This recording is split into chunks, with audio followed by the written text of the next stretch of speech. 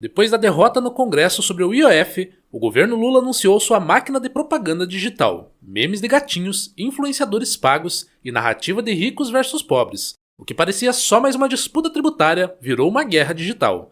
Este é o Visão Libertária, sua fonte de informações descentralizadas e distribuídas. Ajude a propagar as ideias de liberdade. Deixe o seu like e compartilhe com seus amigos. Um artigo seu pode virar vídeo aqui também, sabia? Este artigo foi sugerido por pai sócio-afetivo de bebê reborn, escrito por Sopa de Letrinhas, revisado e narrado por Gordinho Caipira.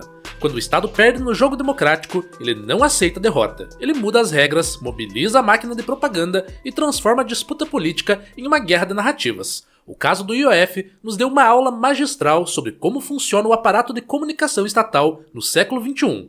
Derrotado de forma esmagadora no Congresso, por 383 votos contra 98 na Câmara, o governo Lula não recuou. Ao contrário, dobrou a aposta e partiu para uma ofensiva digital coordenada, usando desde inteligência artificial até memes de gatinhos para reconquistar o território perdido. O que presenciamos foi algo inédito na política brasileira, um governo utilizando tecnologia de ponta para fabricar consentimento artificial, mobilizando influenciadores como soldados digitais e transformando a derrota institucional em combustível para uma campanha de manipulação em massa. Se você ainda acreditava que vivemos em uma sociedade onde o povo decide por meio de seus representantes, prepare-se para uma realidade mais sombria. A guerra começou no dia seguinte à articulação do Congresso para derrubar o decreto. Em 17 de junho, como revelou o levantamento da consultoria Bytes, uma operação coordenada nas redes sociais entrou em ação. Não foi espontânea, não foi orgânica, foi uma campanha militar aplicada ao campo digital, com comandantes, soldados e alvos bem definidos. O arsenal era diversificado, vídeos produzidos por inteligência artificial retratando Hugo Motta como herói da elite, memes com gatinhos explicando tributação e uma retórica maniqueísta que dividia o mundo entre ricos e pobres. A conta do TikTok Brasil Sátira do Poder liderava a produção de sátiras políticas por IA, enquanto o perfil oficial do PT divulgava imagens de trabalhadores carregando sacos de impostos nas costas. Mas o que veio depois foi ainda mais impressionante. O PT convocou uma reunião com mais de 700 influenciadores. Não os 300 inicialmente reportados, mas 700, segundo o próprio partido. Estavam presentes Humberto Costa, presidente do PT em exercício, Gilmar Tato, secretário de comunicação, o publicitário Otávio Antunes, o advogado Marco Aurélio de Carvalho, do grupo Prerrogativas e representantes da Fundação Perseu Abramo. A Fundação lançou no mesmo dia o projeto Pode Espalhar, cujo objetivo é disseminar conteúdos pró-governo em grupos do WhatsApp e redes sociais. O plano é manter a militância em constante estado de mobilização digital, uma campanha eleitoral permanente. A agremiação de influenciadores ganhou até nome, Clube de Influência Eu Tô com Lula. A Frente Povo Sem Medo entrou no coro com conteúdo ainda mais agressivo, usando imagens do Congresso em chamas. O slogan Congresso Inimigo do Povo virou tendência, empregado tanto pela FPSM quanto por parlamentares como Sâmia Bonfim do PSOL. Uma coordenação artificial para impulsionar a hashtag, exatamente o tipo de operação que o STF costuma chamar de milícia digital quando vem da direita. Os números impressionam pela escala industrial. Entre 25 de junho e 2 de julho, mais de 1 milhão de publicações favoráveis ao governo circularam nas redes, gerando mais de 6 milhões de interações. O pico foi na quarta-feira, dia 2 de julho, 280 mil menções e 1,7 milhão de engajamentos. Para colocar isso em perspectiva, muitas campanhas eleitorais presidenciais não conseguem esses números. Mas o mais revelador não eram os números, era a coordenação.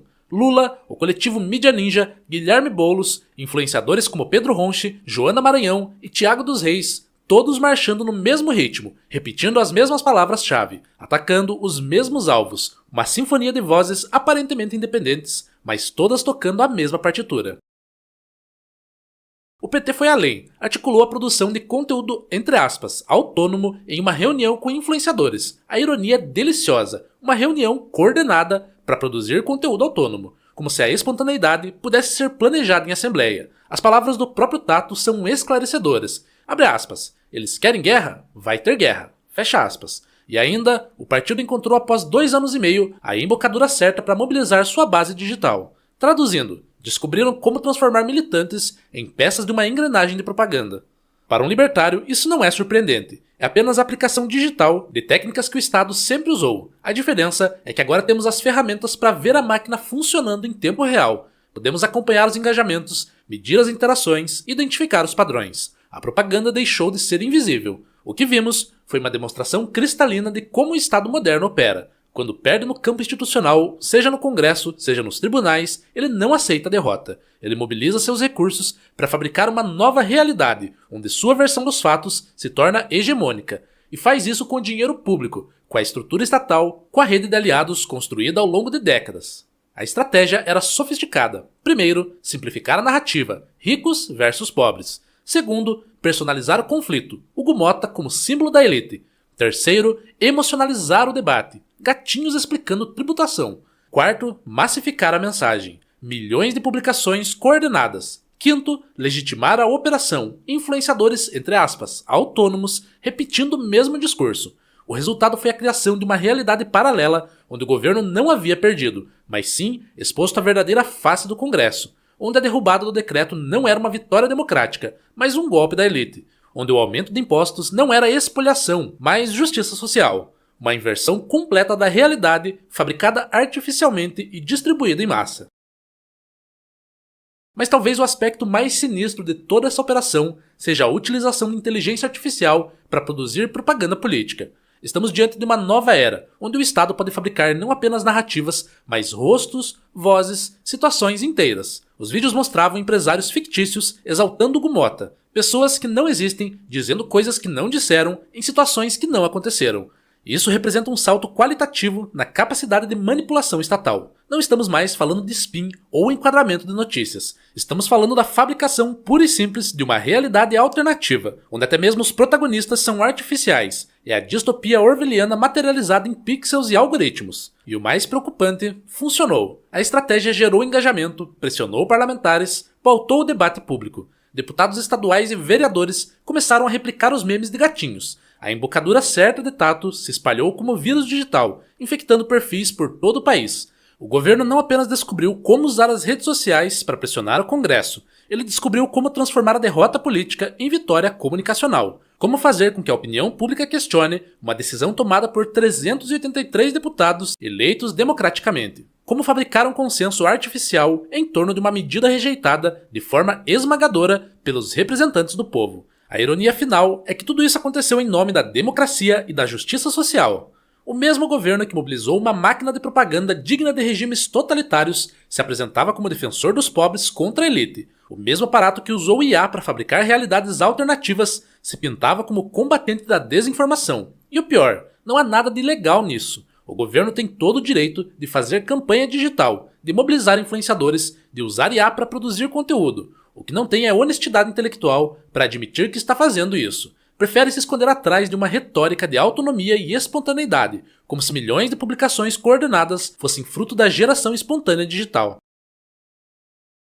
Para nós libertários, este episódio é uma lição sobre a natureza do poder estatal no século XXI. O Estado não é apenas um aparato de coerção física, é também uma máquina de fabricação de consenso. Ele não apenas cobra impostos à força, ele também convence as pessoas de que é justo pagá-los. E quando perde essa batalha pela legitimidade, ele não recua, ele intensifica a campanha. A guerra digital do IOF nos mostrou que vivemos em uma era onde a fronteira entre público e privado, entre governo e sociedade civil, entre informação e propaganda, está completamente borrada. Onde influenciadores, entre aspas, autônomos, são soldados digitais, onde memes de gatinhos são armas de guerra informacional, onde inteligência artificial é ferramenta de manipulação política. O governo pode até conseguir reverter sua derrota no STF. Afinal, a Suprema Corte já demonstrou várias vezes sua disposição para atender aos interesses do Executivo. Mas ele já perdeu algo mais importante: a ilusão de que respeita as instituições democráticas. A máscara caiu, a guerra foi declarada, e agora sabemos contra o que estamos lutando. Não é apenas contra o IOF, é contra uma concepção de poder que vê a democracia como obstáculo a ser contornado, que entende a tecnologia como ferramenta de controle, que trata os cidadãos como alvos de uma campanha de manipulação. É contra um Estado que, quando perde no jogo democrático, simplesmente muda as regras. Mas talvez o mais revelador de toda essa operação seja a completa ausência de reação do Supremo Tribunal Federal. Aqui temos uma lição cristalina sobre como funciona a justiça brasileira. 2 pesos, 2 medidas, sem qualquer pudor ou disfarce. Quando alguns assessores do governo Bolsonaro supostamente se reuniram para coordenar estratégias de comunicação, isso virou o famoso Gabinete do Ódio, um nome criado pela imprensa, nunca comprovado formalmente, mas que serviu de base para inquéritos, prisões e censura. O STF transformou reuniões informais em organização criminosa, críticas ao governo em ataques à democracia, memes em milícia digital. Agora, quando o PT organiza oficialmente centenas de influenciadores, cria o projeto Pode Espalhar para disseminar propaganda, usa o slogan Congresso Inimigo do Povo, mobiliza a Frente Povo Sem Medo com conteúdo agressivo, tudo isso é apenas rotina de uma secretaria institucional, nas palavras do Procurador-Geral Paulo Gonet. É o uso mais puro da novilíngua. O governo do amor criou um gabinete do amor para combater o ódio. Não é uma fofura? A hipocrisia é tão descarada que chega a ser cômica. O mesmo STF que vê milícia digital em qualquer crítica vinda da direita simplesmente ignora uma operação de propaganda 100 vezes maior e mais coordenada vinda da esquerda. Como bem observou o jurista Alessandro Chiarotino, abre aspas, certamente a ação do PT se enquadra no que se chamou de milícias digitais. Agora, milícia digital não é um crime tipificado pela legislação. O problema são os dois pesos, duas medidas do STF, que certamente não verá nenhum problema nessa conduta, uma vez que praticada pelo PT e aliados. Fecha aspas. É o que podemos chamar de regime PT-STF, uma fusão de dois poderes que eliminou qualquer independência entre eles. O que há ali não é uma corte, mas um partido em forma de corte. O que temos ali não são ministros, mas quadros políticos partidários em situação de ministros ou magistrados. A verdadeira batalha não é entre ricos e pobres, é entre quem quer ser livre e quem quer ser controlado, entre quem acredita na liberdade e quem acredita na propaganda, entre quem respeita a vontade dos representantes eleitos e quem prefere a versão fabricada por algoritmos e chancelada por uma pseudo-justiça partidária. E nessa guerra, meu amigo, gatinhos e memes não vão nos salvar, só a consciência de que estamos sendo manipulados por um regime que se disfarça de democracia e a coragem de chamar as coisas pelo nome que elas realmente têm. Obrigado pela audiência. Este é um canal colaborativo. Participe você também. Cadastre-se agora mesmo no nosso site visãolibertaria.com e envie os seus artigos por lá. Os colaboradores recebem recompensas em Bitcoin. Inscreva-se no canal e clique no botão da campainha para ser avisado de novos vídeos. Até a próxima!